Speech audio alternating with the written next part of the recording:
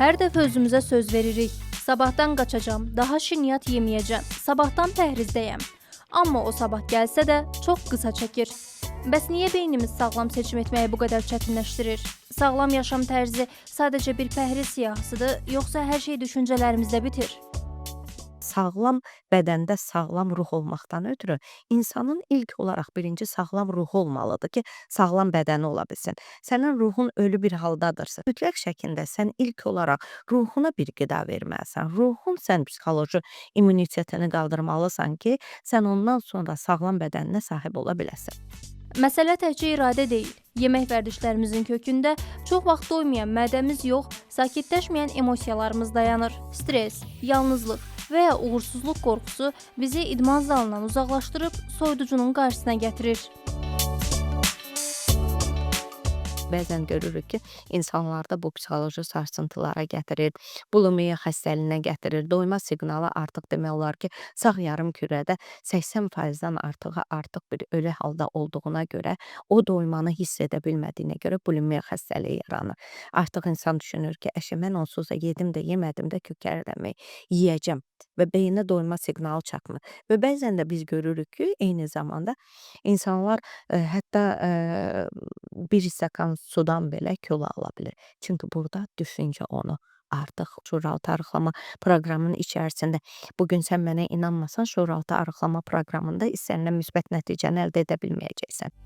Yediklərimiz sadəcə çəkimizə deyil, ruh halımıza da təsir edir. Pəhriz özünü yeməkdən məhrum etmək deyil, bədəni ən keyfiyyətli yanacaqla təmin etməkdir. Bəs niyə sağlam qidalanmanı bir cəza kimi qəbul edirik?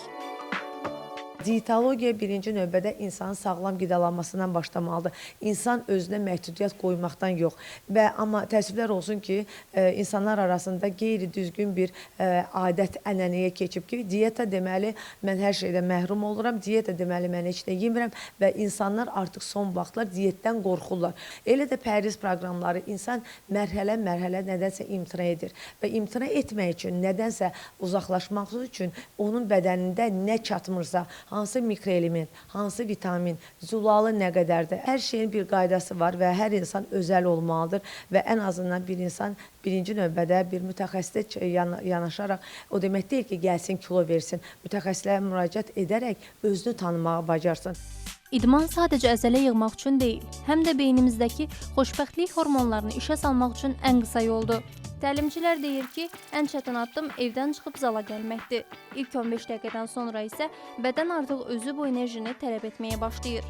Psixoloji hal və idman bir-biri ilə qarşılıqlı hər zaman kömək edir. Bütün həkimlərin də məsləhəti psixoloji problemi olan insanlarda, nevropatoloqlarda hər zaman ilk öncə fiziki aktivlik məşqi məsləhət görürlər. Çünki özgüvənin azdırsa, artıq sən idman edərkən özgüvənini yüksəldirsən və yaxud sən enerjin zəifdirsə, idman edirsən, enerjini yüksəldirsən. Bir idman təkcə girib məşq etməkdən ibarət deyil.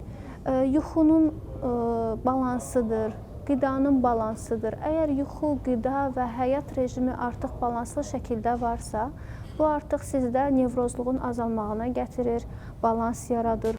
Görünən odur ki, sağlam həyatın açarı tərəzdəki rəqəmlər deyil, özümüzə olan münasibətimizdir. Məsələ mükəmməl olmaq deyil, dünənki özümüzdən bir addım öndə olmaqdır. Bəlkə də ən böyük inqilab elə bugün, indi, kiçik bir addımla başlayır.